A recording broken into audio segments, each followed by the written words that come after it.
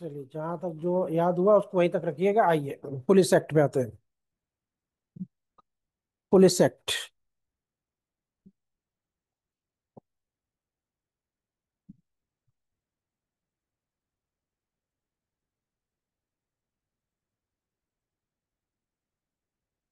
Section 34 में आते हैं सीधे।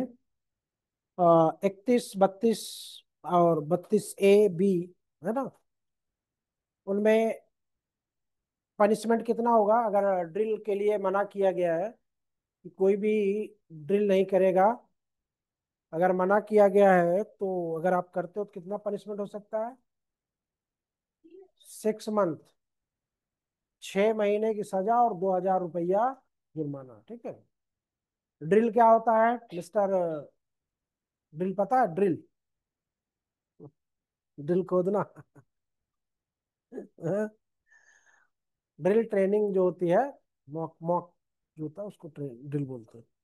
Mock drill. जैसे अभी जब ऑपरेशन सिंदूर होने वाला था तो ड्रिल करवाया जाता, मॉक। लाइट ऑफ कर दो, अगर कभी आक्रमण हो तो क्या करना होता है। 34, सेक्शन 34 क्या कहता है कि street and punishment for certain offences etcetera.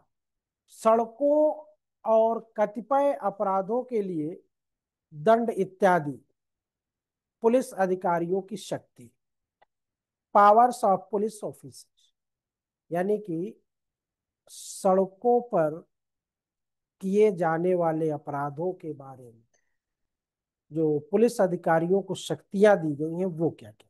वो देखो, any person who within the limits of any city to which this section has been especially extended, the state government commits any of the following offense or on any street or in any open place or street or public way, thereby causing inconvenience, annoyance, risk, danger to inhabitant, visitors, travelers, shall on conviction before a magistrate be punishable with fine not exceeding 50 rupees or with imprisonment for not more than 8 days with or without hard labor, and it shall be lawful for a police officer to take into custody without warrant and person who commits any of such offense in his person, that is to say।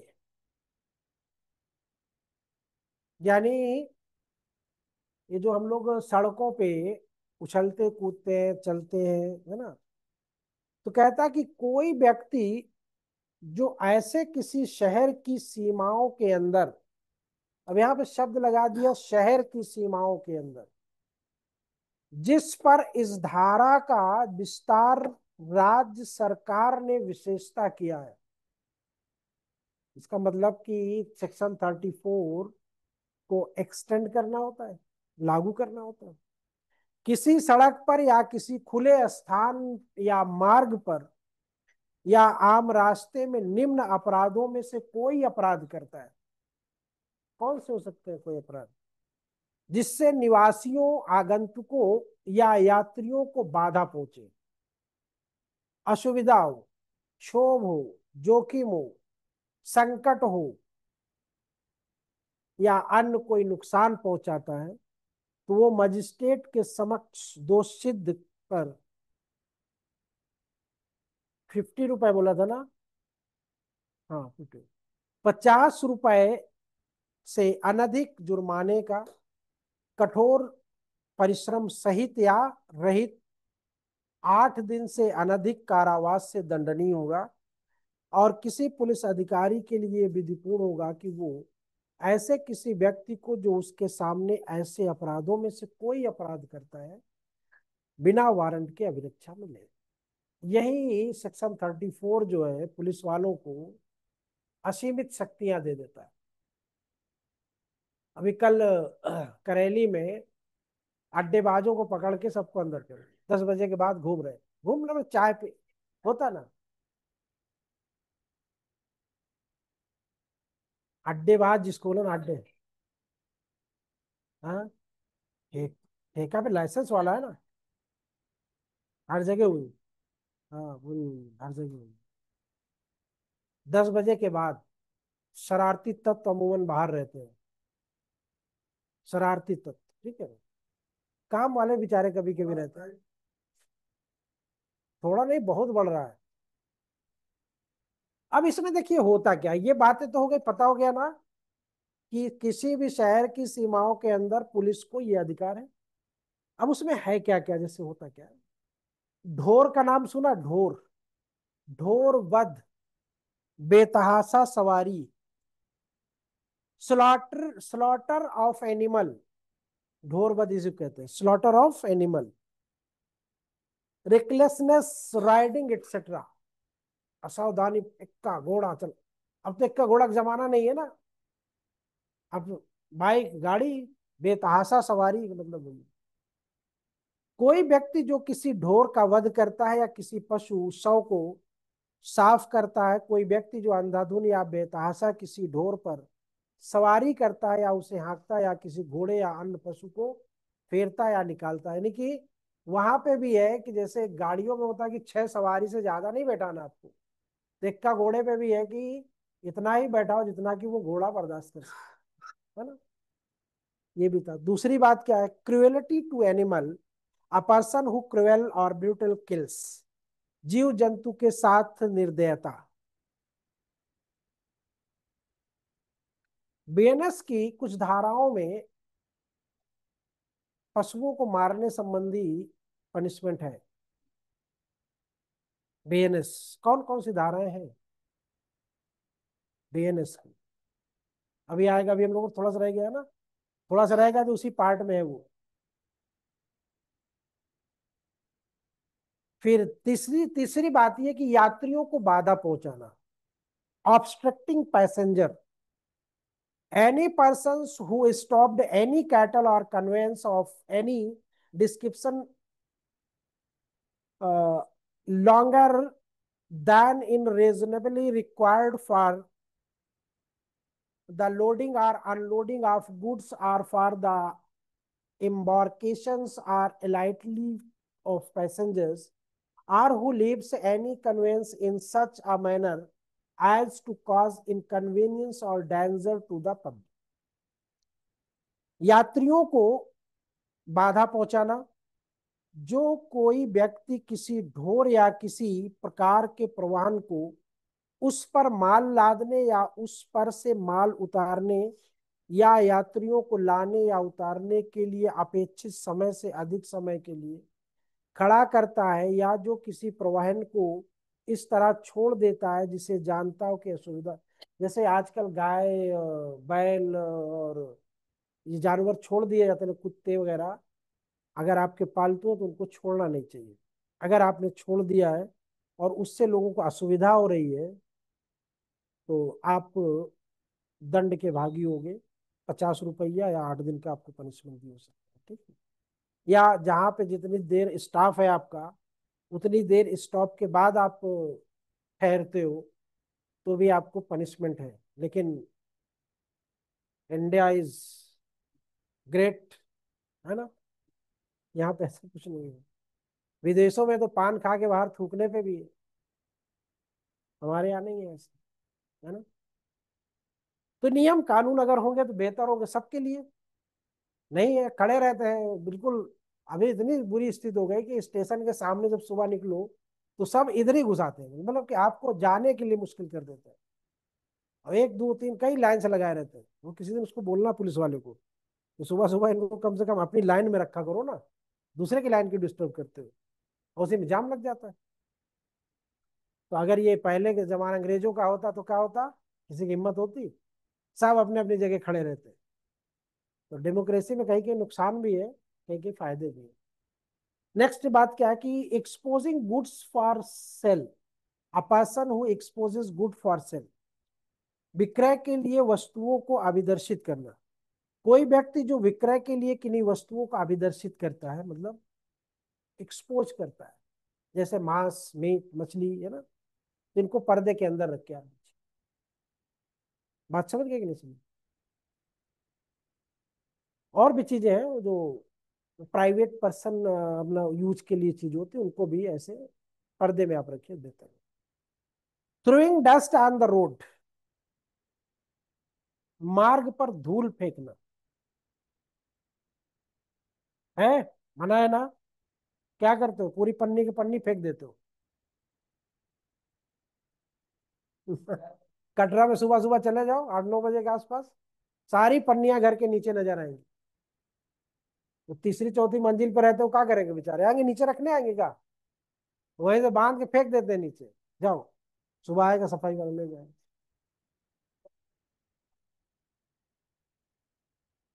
होते हैं कुछ लोग, कुछ पड़ोसी होते हैं अपना कचरा दूसरे के सामने फेंक देते हैं।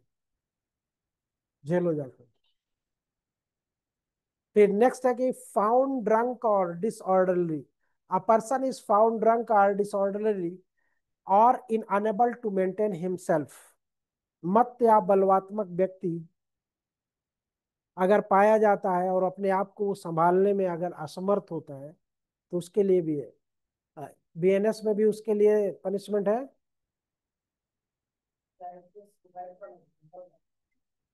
24 आवर। कहाँ पे गया वो सेक्शन, पहले दो 510 में था, तो अब 56 होगा, 356 बीएनएस में। हाँ, 355 में। ठीक है, 24 घंटे की सजा है। 10 रुपया था पहले पनिशमेंट, अब कितना कर दिया? 1,000। मत नशे नहीं, पी के दारू पी के लोग लुढ़के पुड़के पड़े रहते हैं ना इधर उधर, रोड के किनारे या नाली में, तो तमाम देखा होगा आप लोगों ने। तो ऐसे लोगों के लिए ठीक है। तो नेक्स्ट है कि इंडेसेंट एक्सपोजर ऑफ बॉडी, शरीर का अशिष्ट अभिदर्शन। Any person who intentionally and indecently exposes, अब देखो यहाँ पे इंटेंशनली एंड इनडिसेंटली दो शब्द यूज किया है। तो इंटेंशनली तो भाई आप अपना अच्छा लगने के लिए पढ़ रहे हो, आपका इंटेंशन नहीं कि कोई व्यक्ति इसको देख के भड़के। ये लाल कपड़े देख के, कौन सी फिल्म है उसमें, है ना, लाल कपड़े में शैतान भूत जो होते हैं वो भड़क जाते हैं। कौन सी पिक्चर है उसमें?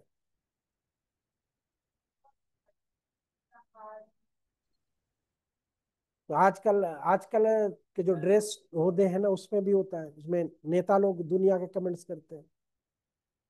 तो इंटेंशनली तो कोई पकड़ में नहीं आएगा भाई, हम हमारी मर्जी, हम पहने कपड़े अपने। लेकिन इनडिसेंटली जो है, यानी कि जो अलग दिखे, सबसे अलग जो दिखे, ऐसे कपड़े आपको नहीं पहनने।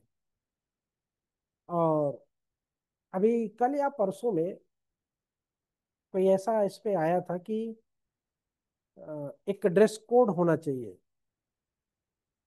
महिलाओं के लिए। अ, कल क्या परसों उसमें था, न्यूज में था ये कोई ऐसा,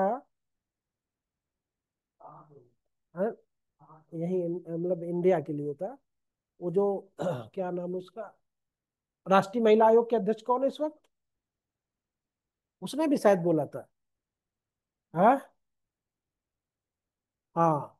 तो उसने दो चीजें बोली थी कि महिलाओं को एक तो मोबाइल नहीं देना चाहिए, लड़कियों को मोबाइल नहीं देना चाहिए, और दूसरा इनके ड्रेस पे डिसेंट है इनडिसेंट है, इस पे ध्यान देना चाहिए। His body or any painful organs disordered or disease or commits a nuisance by defecting urinary, battering or washings in any ponds, water, resources, reservoir not sent apart for the purpose। किसी तालाब में, जलाशय में अगर कोई व्यक्ति किसी रोग से अभिग्रसित है, तो उसको वहां पे या ऐसी जगहों पे नहीं जाना चाहिए, क्योंकि उससे न्यूसेंस होगा, क्रिएट होगा, कि दूसरे लोग उससे प्रभावित होंगे। जैसे पहले लेप्रोसी वगैरह हुआ करता था, तो ऐसे लोगों को तालाब वगैरह में जाने से मना करते हैं। ठीक है। फिर लास्ट पॉइंट है इसका, neglect to protect dangerous place. Any person who neglect to fence और properly protect a well, tank और अदर डेंजरस प्लेस। कोई व्यक्ति जो कुएं, तालाब या अन्य संकटपूर्ण स्थान या संरचना को बाड़ लगाने या सम्यक रूपेण संरक्षित करने में उपेक्षा करता है। आपने कुआं खुदवा दिया, उसको ऐसे ही आपने छोड़ दिया, अब पता लगे रात में कोई व्यक्ति आता उसी में चला जाता है, बहुत से ऐसे केस हुए। तो उनमें क्या करिए, आप उनको बाड़ लगवा दीजिए, प्रोटेक्ट कर दीजिए। तो ये बहुत पुराने जमाने 1861 की बात है ये, ठीक है, 1861 की बातें हैं। अब आजकल तो ये सब चीजें नहीं बची ना, कुआं मिलता देखने को बहुत कम मिलता होगा। अब आइए इसका सिनॉप्सिस बनाइए, इसको सेक्शन 34 की सिनॉप्सिस देखते हैं। ये बातें सेक्शन 34 के अभी तक हम लोगों ने डायरेक्ट पढ़ा है। अब हम लोग हम्म,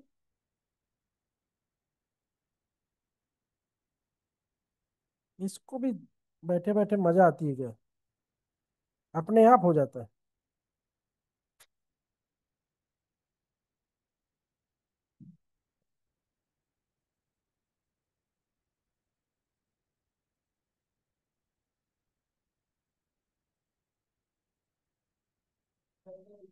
हम्म, अरे साला पता नहीं क्यों।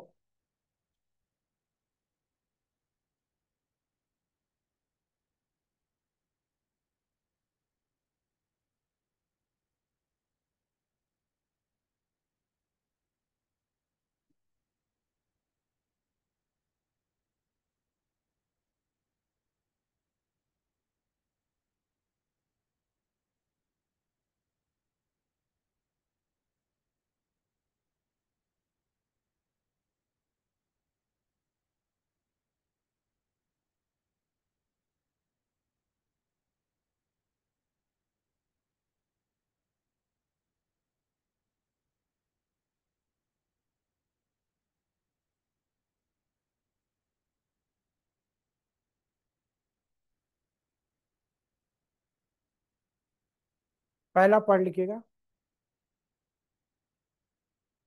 ढोर वध बेतहाशा सवारी आदि,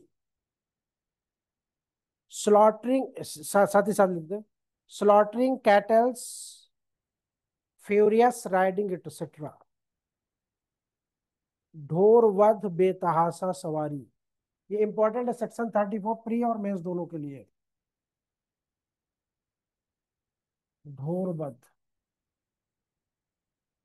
ढोर की डेफिनेशन में कौन कौन आता है, ढोर के डेफिनेशन में कौन कौन आता है, याद है?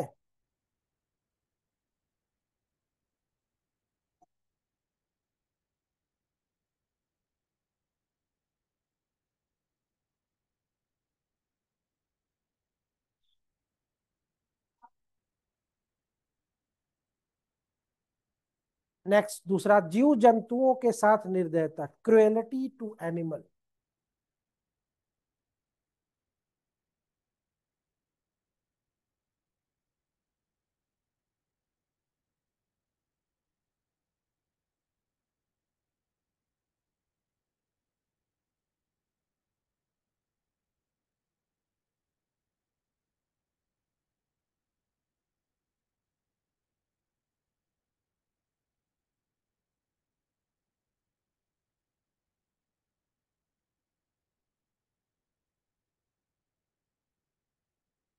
Slaughtering, cruelty. नेक्स्ट तीसरा पॉइंट, यात्रियों को बाधा पहुंचाना, यात्रियों को बाधा पहुंचाना।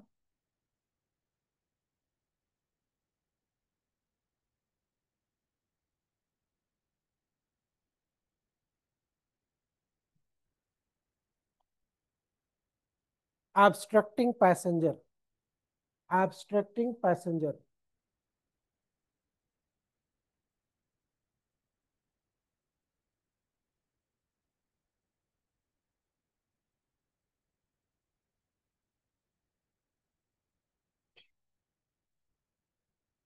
obstructing passenger.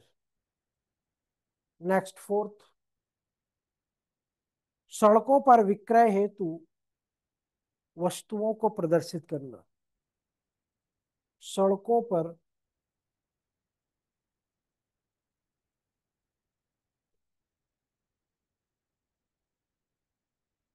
विक्रय हेतु वस्तुओं को प्रदर्शित करना।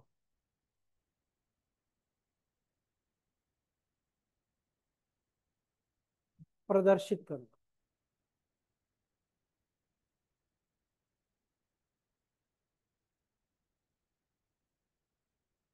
Exposing of goods. Exposing of goods.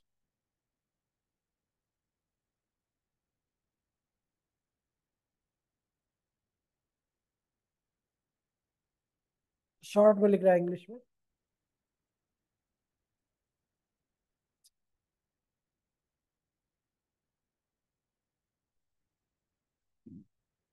Fifth point, मार्ग पर धूल फेंकना।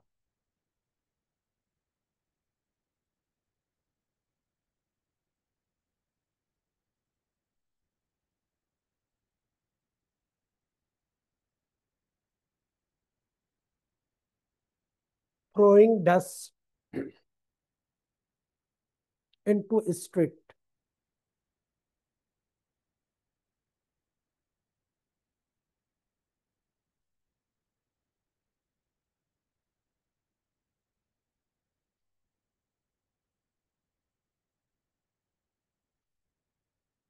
into street। Next,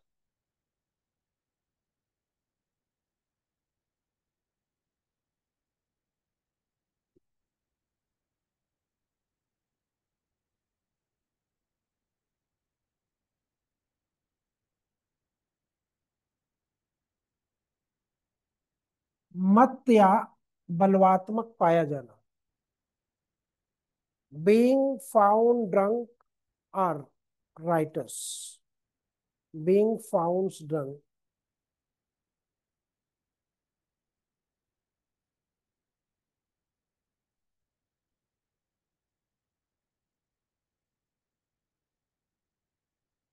being found drunk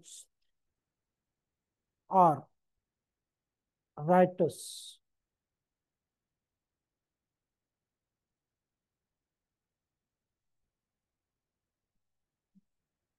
next, शरीर का अशिष्ट प्रदर्शन। शरीर का अशिष्ट प्रदर्शन।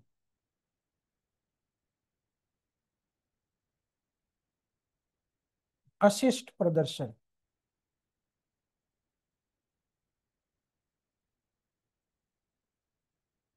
indecent exposure of person।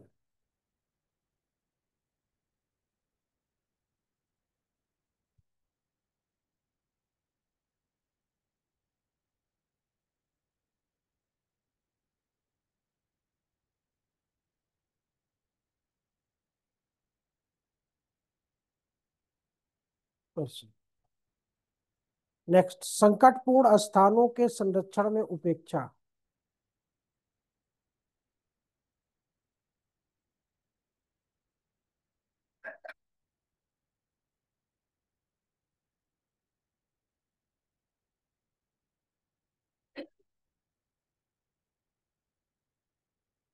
संकटपूर्ण स्थानों के संरक्षण में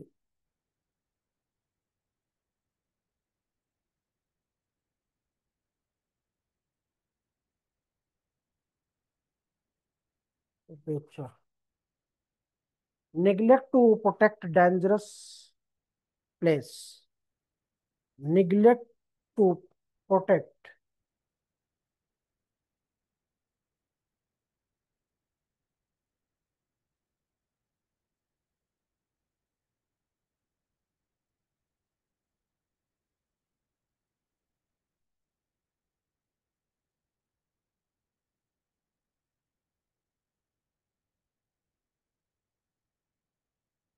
dangerous place। Prosecution and punishment. अभियोजन एवं दंड। Prosecution and punishment. लास्ट है प्रोसिक्यूशन एंड पनिशमेंट।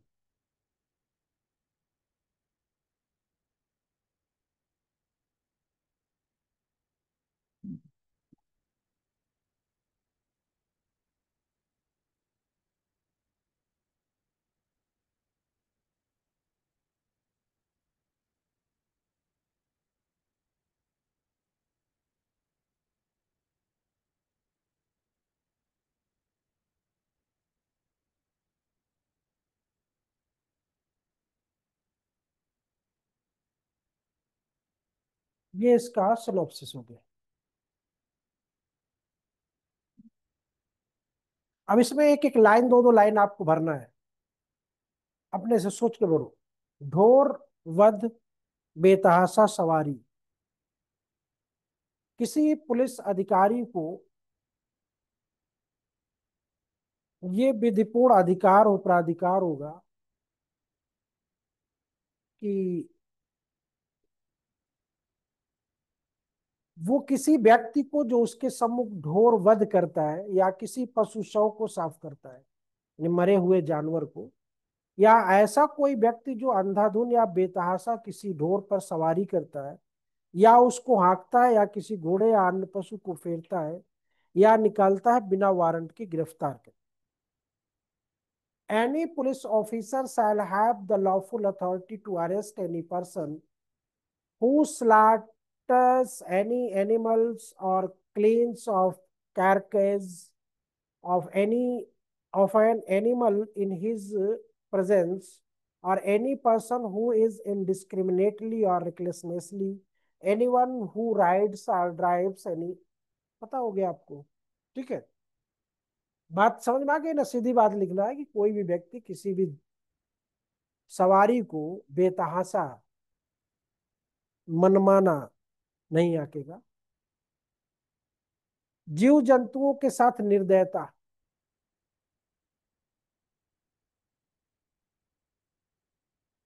दुधारू पशुओं का संरक्षण।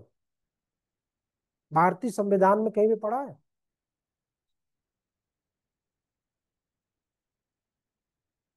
दुधारू पशुओं का संरक्षण।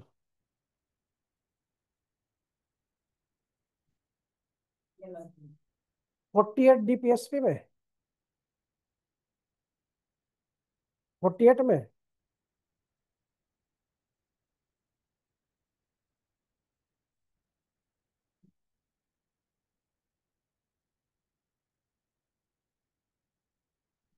46, 47, 48, 49, ये चार सेक्शन आप वो आर्टिकल जो है बहुत ध्यान से आपको। 46, 47, 48, 48A और 49 एंड 50 तो पता ही होगा सब, है ना? अपर्णा, दुधारू पशुओं का संरक्षण गांधी जी ने किया था ना? दुधारू पशुओं का किया था कि और किसी का किया था? वो तो 40 में थी, तो उसमें वो में गांधी जी के, बाकी और गांधी जी कुछ नहीं किए। गांधी जी की दे दो। नशे, नशा मुक्ति के लिए भी कोई आर्टिकल है?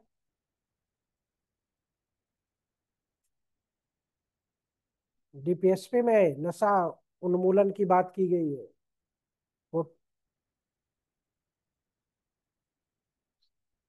47, 10 नंबर है इसका भी, कॉन्स्टिट्यूशन का भी 10 नंबर है। ठीक है। हाँ, याद हो गए क्या? ऐसे पूछ रहे जैसे याद हो गए। और उसमें भी देखना 48। हाँ, डायरेक्टिव प्रिंसिपल है ना। 48A में तो इन्वायरमेंट का प्रोटेक्शन है, उसमें भी 48A में और 51A में एक बेसिक अंतर है दोनों में, वो भी देखना है। चलो, नहीं आ रहा है? मॉन्यूमेंट्स वगैरह, प्रिजर्व ऑफ मॉन्यूमेंट्स, जो हमारे राष्ट्रीय धरोहरें हैं, इनका प्रोटेक्शन करने की बात कहाँ पे है?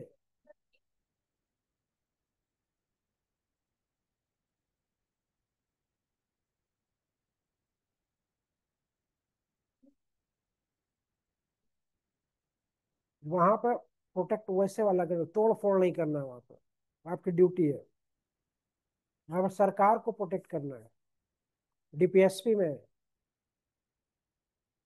49, इसीलिए कह रहा हूँ 49, 48, 48A, 46, 47, इतने पढ़ लोगे, जितने सवाल हुए सब उसी में आ जाएंगे। अब अभी नहीं बताएंगे इसलिए कि अभी हवा में ले लोगे आप लोग, अब जाके देखोगे तो कुछ ठहरेगा आपके दिमाग में, ठीक है। इसलिए अभी तुरंत बता देना, खतरनाक है, ठीक है, जाके देखना। यात्रियों को बाधा पहुंचाना, एब्स्ट्रक्टिंग पैसेंजर।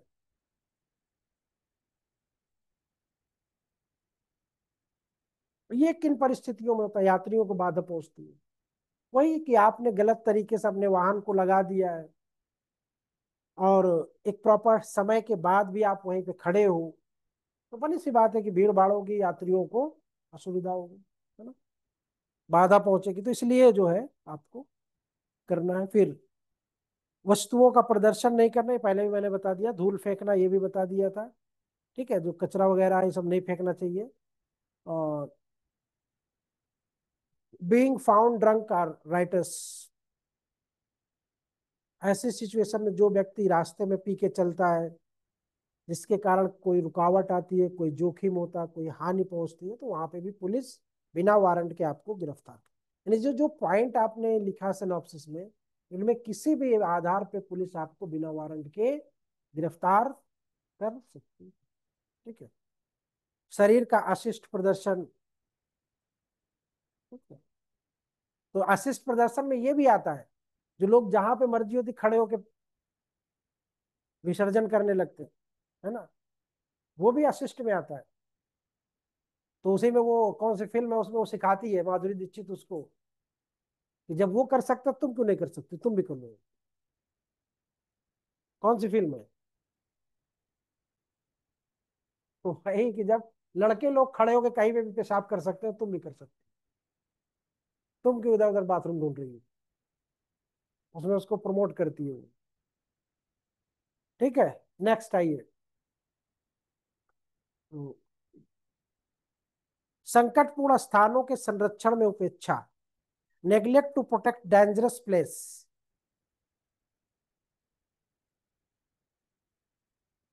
लाल किला, ताजमहल, इलाहाबाद विश्वविद्यालय,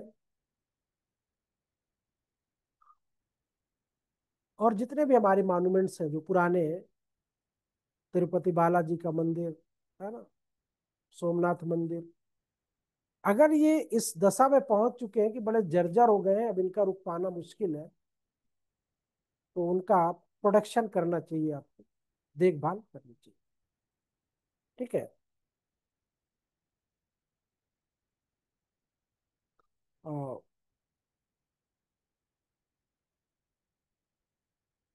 तालाब है, कुआं है ना, वो तो सरकार की जिम्मेदारी, वो डीपीएसपी में चला गया, लेकिन जो आपके गांव में है उसका क्या करोगे?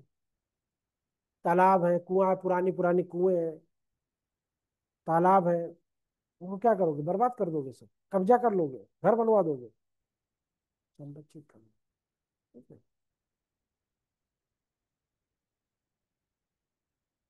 फिर नेक्स्ट,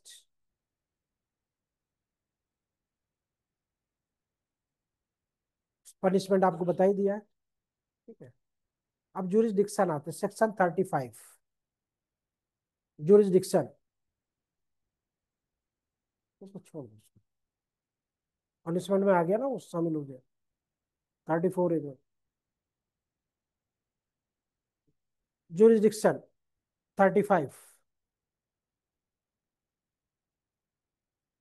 जो लोग नए हैं अभी उनको कम समझ में आ रहा होगा, ठीक है, हमें कम समझ में आ रहा होगा क्योंकि आप अभी यूज टू नहीं हो ना इससे, पुलिस एक्ट से। अधिकारिता, कांस्टेबल की पंक्ति से ऊपर का कोई भी अधिकारी, किसी आरोप की जांच और अवधारण, मजिस्ट्रेट की शक्तियों का प्रयोग करने वाला कोई भी अधिकारी उसकी जांच कर सकता है, ठीक है।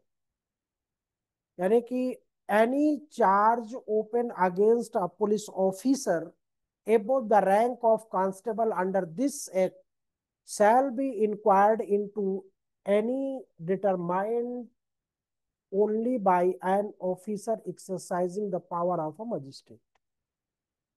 किस चीज की जांच करेगा भाई?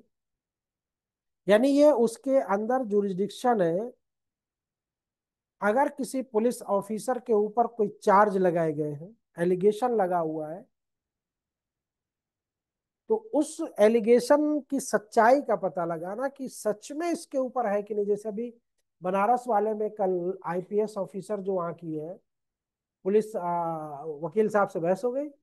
वकील साहब ने कहा तुम्हारी गर्मी उतार देंगे, और महिला को बुरा लग गई, तो बुलाई गए, किसकी गर्मी उतार देंगे आप? तो यार पुलिस वालों के, कैसे उतार देंगे आप? क्यों टच किया हमको, क्यों रोका हमको?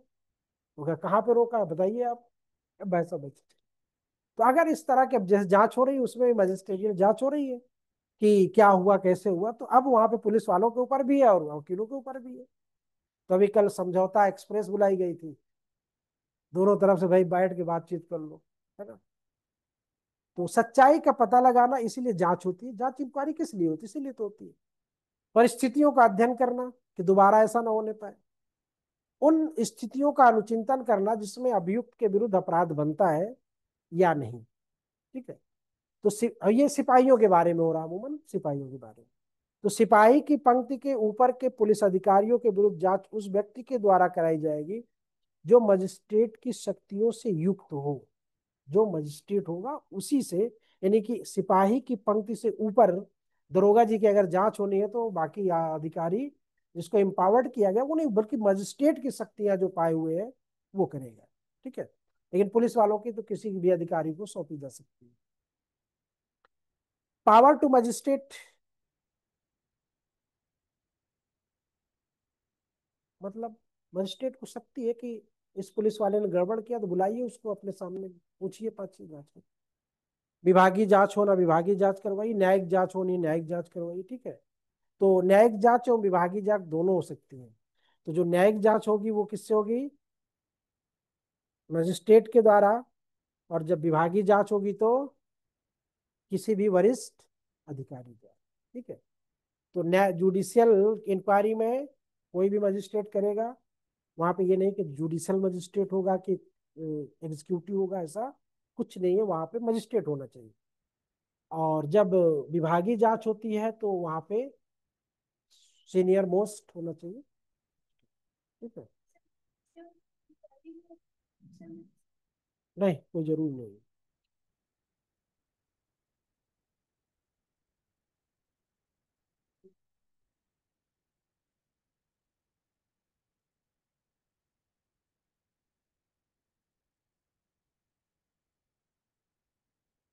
यानी आरोप, यानी जहां पे जो सेक्शन 35 में जो जांच होती है, उस जांच के कार्य का संचालन जो होगा वो आरोप की बाबत, यानी जो आरोप लगा है उसकी सच्चाई जानने के लिए मजिस्ट्रेट द्वारा ही कराया जाएगा, किसी और से।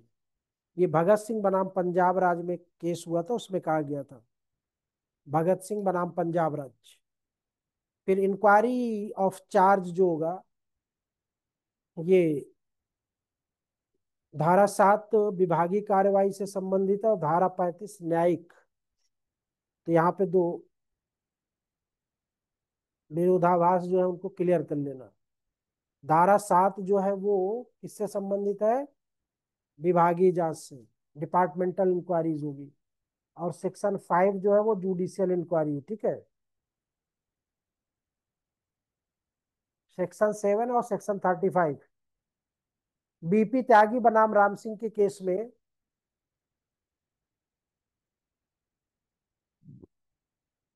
जो आरोप सीआरपीसी के होते हैं वो बीएनए, जो आरोप सीआरपीसी के हैं वो यहाँ पे पुलिस एक्ट के नहीं होंगे। ठीक है।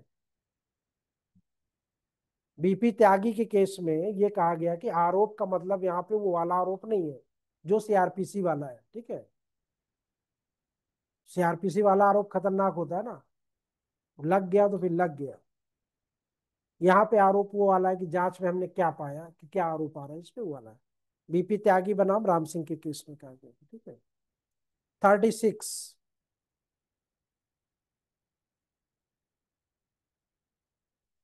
36 में क्या है कि अन्य विधि के अधीन अभियोजित करने की शक्ति प्रभावित नहीं होगी।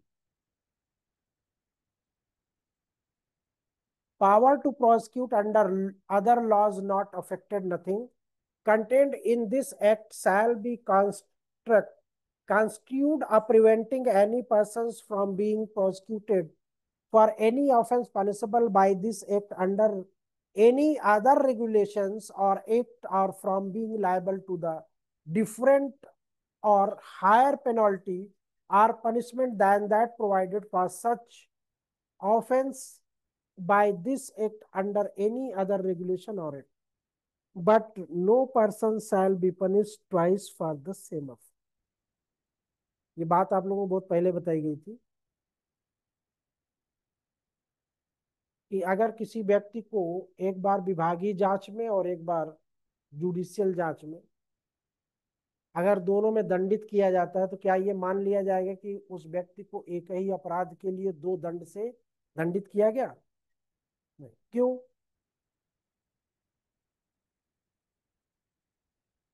हाँ। ठीक, तो यहाँ पे वो एक ही पनिशमेंट होगा, वहां पे ट्वाइस पनिशमेंट नहीं होगा। तो यहाँ पे भी आपको एक ही दंड के लिए, वो एक ही अपराध के लिए आपको दंड मिलेगा। भले वो विभाग ने आपको टर्मिनेट कर दिया, सस्पेंड कर दिया, जुडिशल ने आपके ऊपर 6 महीने की सजा कर दी, वो अलग अलग नहीं होंगे, वो एक ही माने जाएंगे। ठीक है। Section 37, recovery of penalties and fines imposes by magistrate. Magistrate द्वारा अधिरोपित शास्तियों और जुर्माने की वसूली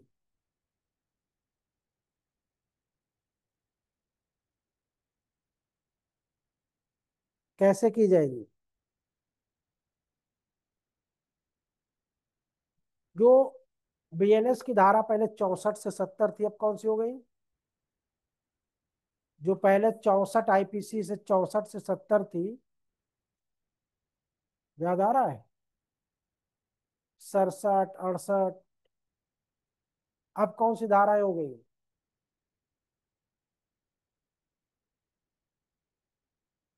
तो क्लास में कहा होगा? सेक्शन 8।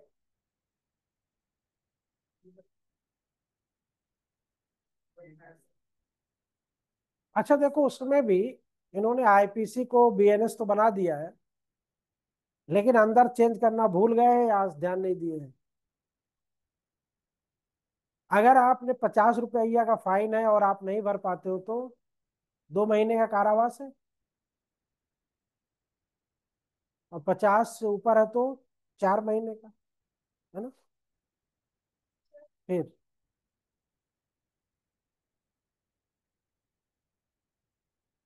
सेक्शन 8,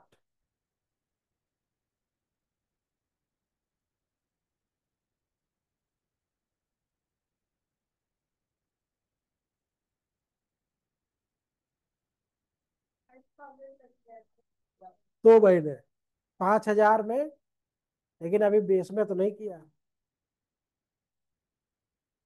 1861 में तो नहीं हुआ है, लेकिन अब लिखा है कि बीएनएस की तरह जब होगा तो फिर क्या होगा? जुर्माना तो यही रहेगा ना, क्योंकि एक्ट से जो होगा वही होगा, तो इसमें पुराना ही लागू होगा। ठीक है, ध्यान रखना। वैसे ही वसूल किया जाएगा जैसे वहां पे वसूल करने का तरीका है। वहां पे वसूल करने का तरीका क्या है? हाँ हाँ, क्योंकि यहाँ पे संशोधन नहीं हुआ ना, तो अब यहाँ पे 1861 में तरीका वही होगा। ठीक है। हाँ, अरे वो तो चेंज हो जाएगा अब ना।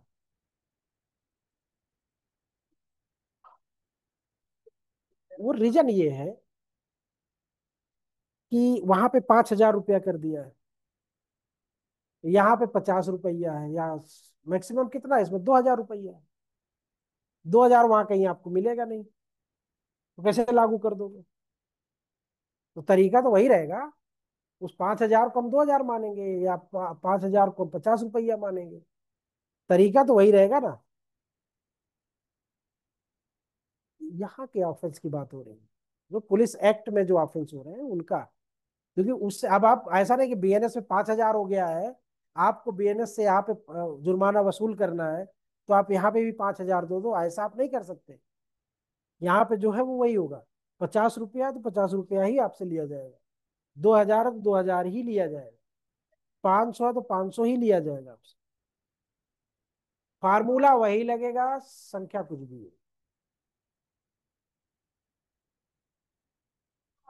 फार्मूला जो है वही रहेगा। फार्मूला वही रखा ही है उन्होंने, बदला नहीं, फार्मूला नहीं बदला, तो कह रहा हूं ना, फार्मूला नहीं बदला उन्होंने।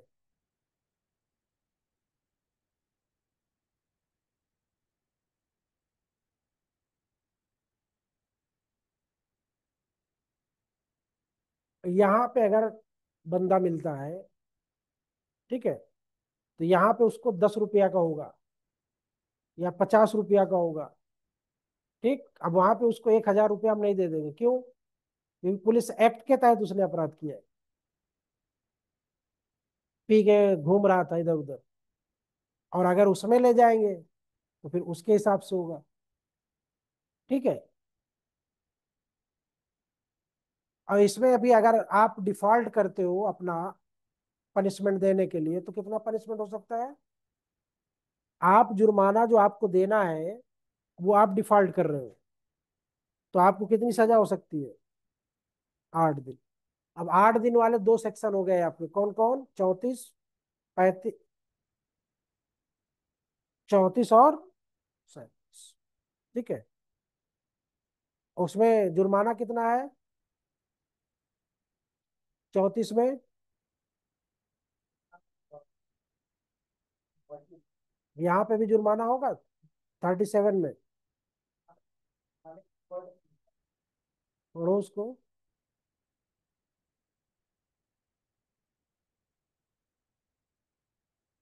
क्या दे रहा है? जुर्माना, जुर्माना नहीं दिया। हम्म, दिया, पर प्रोवाइजो पढ़ो। 34 वाला जो रहेगा ना वही रहेगा, तो जुर्माना क्यों नहीं होगा? वो भी तो होगा। जब वही रहेगा तो बनी सी बात होगी रहेगा। सेक्शन 34 से 41 रिपील है। 42 देखिएगा, कार्रवाइयों के लिए परिसीमा। बीएनएसएस में हम लोगों ने परिसीमा किस चैप्टर में पढ़ा था, याद आ रहा है? बीएनएसएस में परिसीमा हम लोगों ने पढ़ा था, लिमिटेशन। पुराना 467 याद आ रहा है?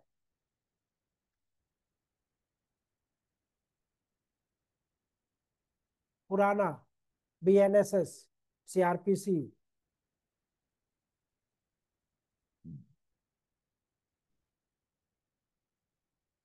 500 के ऊपर गया है।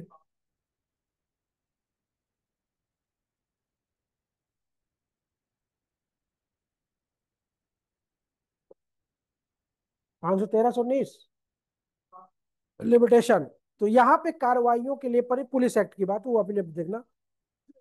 किसी व्यक्ति के विरुद्ध वे सब कार्रवाइयां और अभियोजन जो इस अधिनियम के उपबंधों के अधीन की गई हैं या जो किए जाने के लिए उम्मीद है कि हो सकता है, तो वहां पे परिवादित कार्य के किए जाने के पश्चात 3 मास के अंदर,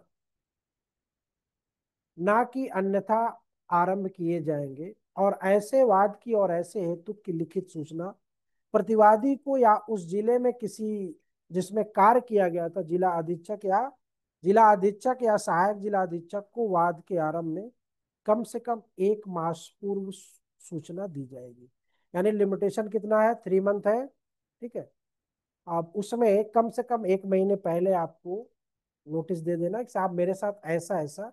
लिमिटेशन का मतलब समझ रहे नहीं समझ रहे? पहले मतलब बताओ, लिमिटेशन का मतलब क्या है? All proceeding and prosecution which may be legally be taken against any person for anything done intended to be done under the provision of this act are done under the general police power hereby conferred shall be commenced within 3 months after the act complaint of was committed and not otherwise, and notice in writing or such suit and of the cause thereof shall be given to the defendant are to be the district superintendent and district superintendent or assistant district superintendent of the district in which the act was committed, at least 1 month before the commencement of the suit.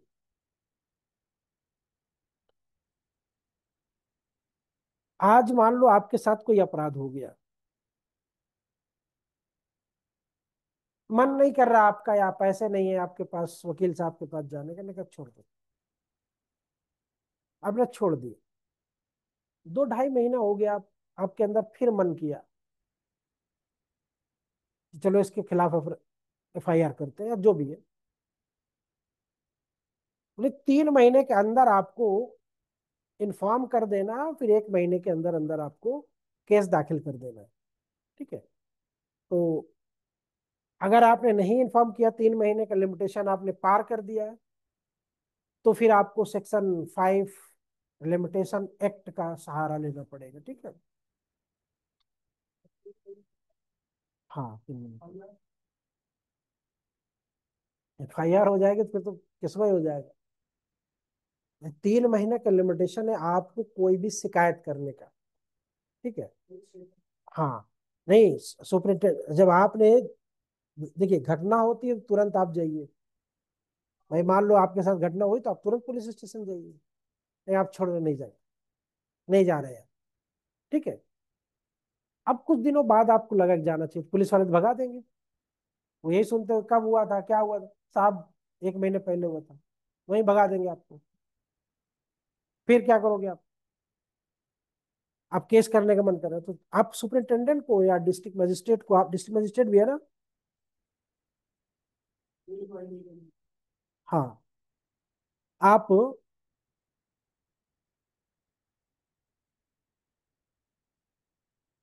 उसको inform कर देंगे, ठीक है।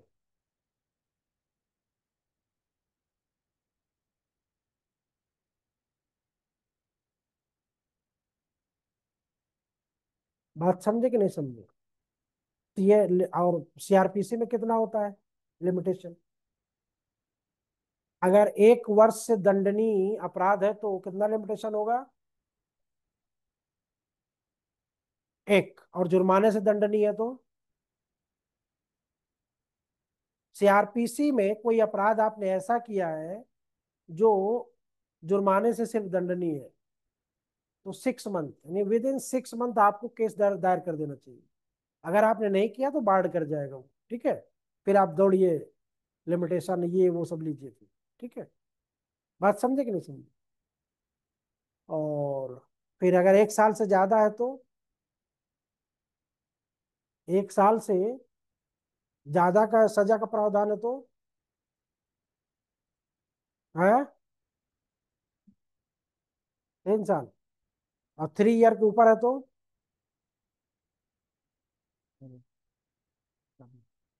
तो ये जो me too वाला जो आया था ना, मीटू, ये वही वाला तो है। हाँ, वो एक उसमें शेर है ना, लम्हों ने खता की और सदियों ने सजा पाई, है ना, ये उसका। हाँ, justice U Lalit, chief justice थे ना, कब का उनका केस खुला था? जस्टिस यू ललित का नाम सुना ना? उनके खिलाफ भी तो एलिगेशन था ना, कोई उनकी लड़की उनके साथ प्रैक्टिशनर थी वो, उसने ब्लेम कर दिया, अब बेचारे के फंस गया मामला। सरकार सरकार ने सब सेटिंग किया था, कोई निर्णय दिलवाना था पूरा, तो सरकार एक खोजती रहती है। पहले अमर सिंह थे ऐसे काम करने में कि किसके क्या लूप होल्स है, वो पकड़ते थे, और फिर लूप होल्स पकड़ के उसकी नब्ज दाबते थे बेटा। हाँ हाँ, ऐसे गगोई था जो राज्यपाल बने ना, नहीं राज्यसभा गए, राज्यसभा गोगोई थे, रंजन गोगोई, रंजन गोगोई थे, रंजन गोगोई, ठीक। ये बात हो गई। Section 43,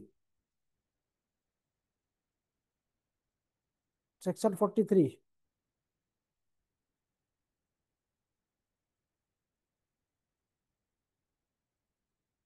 plea that act was done under warrant, ये अभिवचन की कार्य वारंट के अधीन किया गया था।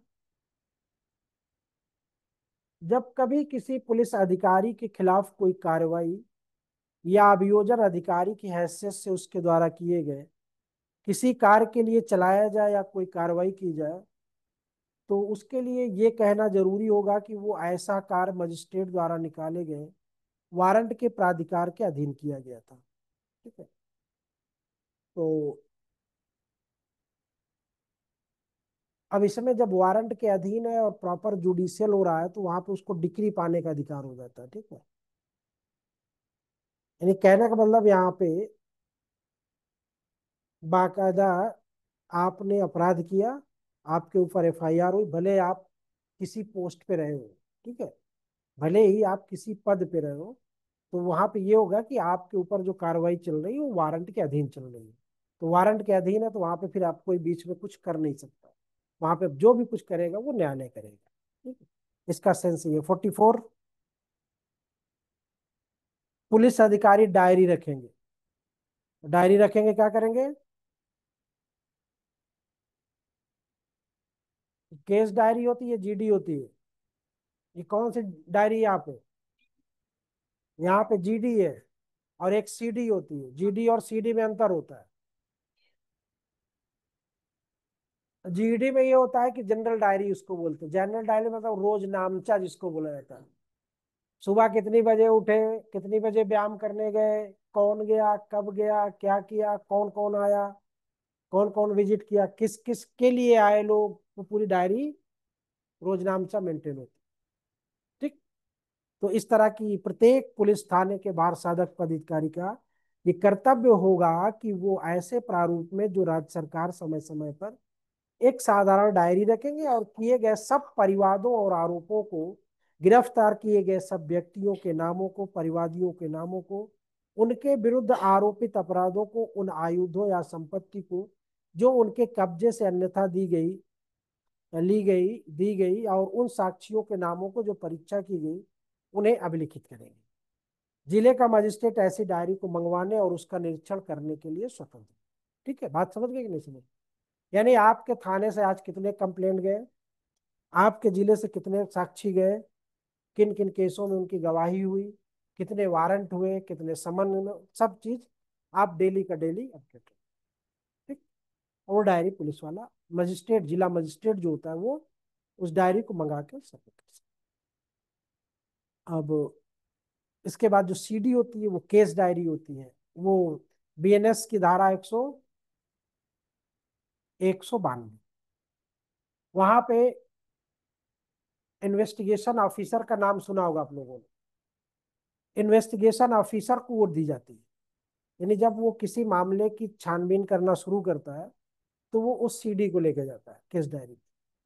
स्थान पे पहुंचा, उसका पूरा सर्वे किया, नक्शा बनाया, उसमें किस दिशा में, थाने से किस दिशा में, मुख्यालय से किस दिशा में, किस स्थान पे, किस गांव में किस कोने में, पूरा उसका वो ब्यौरा लिखे। फिर किससे मुलाकात हुई, किस केस में गए, सब पूरा लिखना फिर वो शुरू कर देंगे। ठीक है, उसको सीडी बोलते हैं। डेली का डेली वो जो इन्वेस्टिगेशन करेगा उसको वो उसमें दर्ज करता चला जाए। ठीक है। इसीलिए उसमें अगर बीच से पन्ने फाड़ दिए जाते हैं ना, तो गलत माना जाता है। वो फटना नहीं चाहिए। हाँ, कटिंग नहीं होनी चाहिए। ठीक। तो ये डायरी सीडी जो है ना, ये मेंस के नोट्स में आपको डिटेल में मिल जाएगा। ठीक है। ये पूरा आपको एंट्रीज इन डायरी लिखा हुआ है पूरा, इसमें क्या क्या लिखना है मैंने बता दिया सब। कब उठे, कब गए, कहाँ गए, कौन है कौन नहीं है, सारा कुछ। 45, राज्य सरकार जितने भी डिटेल्स होंगे, जितनी भी एंट्रीज होंगी, सब राज्य सरकार के पास भेजी जाएंगी। ठीक है। और वो महानिदेशक जो डीजीपी होता है उसके पास जाएंगे। सारा रिकॉर्ड रखा रहता है, समझ लेना। कोई ये सोचे कि हमारा रिकॉर्ड गायब हो गया है, कोई गायब नहीं होता है।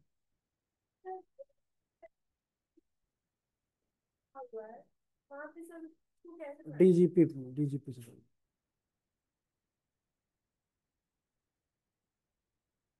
47, लास्ट सेक्शन है आपका।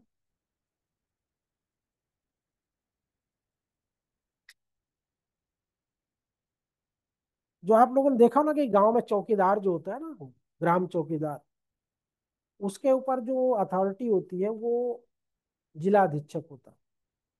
ठीक है। जिले के पुलिस अधीक्षक का ग्राम पुलिस पर प्राधिकार।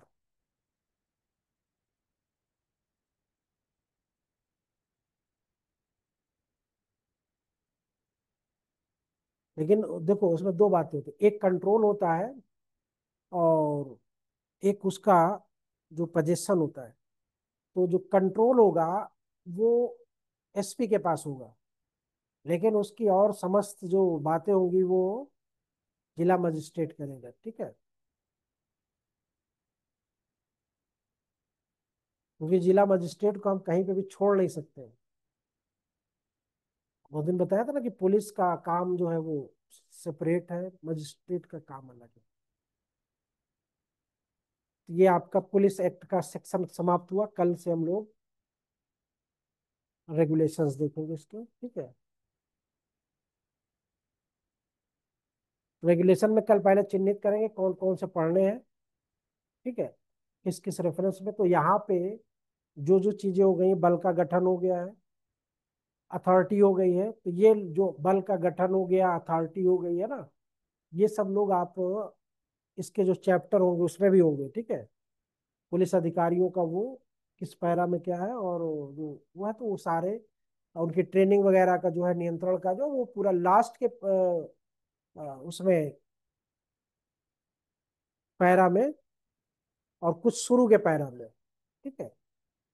होंगे तो इनको आप लोग पढ़ लेना, इनको नहीं पढ़ाएंगे हम। वहाँ पे तीन चार से पार्ट हैं जो पढ़ाने वाले हैं कि पुलिस वाले क्या क्या काम करते हैं, कैसे करते हैं, कहाँ करते हैं। ठीक है। ठीक। अब 40 से लेके 47 सबका जो पुराना बना हुआ था बन गया सबका। जो ऑब्जेक्टिव बनवाए थे बन गया सबका 25 तक। अब उसके आगे भी ऐसे कर लेना, 47 तक कर लेना। ठीक है। कल के कर हमको दिखा देना, इसको फाइनल करते हैं कल। ठीक। कल पूछ पाछ के कल पूरा पढ़ के आना। ठीक। अच्छे से कल पुलिस एक्ट अच्छे से पढ़ के आइएगा। कल सुनेंगे। ठीक है। कल सुना के इसको फाइनल कर दो, फिर रेगुलेशन पढ़ते हैं। एक 15 नंबर और 20 नंबर, 35 नंबर के आप मालिक हो जाओगे। ठीक है। 20 नंबर मेंस में आता है, 15 नंबर प्री में आता है। ठीक है। पुलिस एक्ट से तो 35 नंबर हम लोग पढ़ चुके होंगे। ठीक। करीब 8% लोग। याद हो जाएगा ना फटाफट। पक्का। चलिए कल देखते हैं। ठीक है। साइंस वाले सर आए कि नहीं आए? ठीक है। आप लोग भी ऑनलाइन वाले बड़े शांति के साथ बैठे रहते हो। ठीक है। जो चीज यहाँ होंगी वही आपके ऊपर भी होंगी। ठीक है। तो कल इसमें लैपटॉप में लेंगे और सबसे सुनेंगे, तो तैयारी रखिएगा। मिस्टर आकाश मिश्रा जी, दीपक, वीरेंद्र कुमार, शुभम, ठीक, जितने भी लोग हो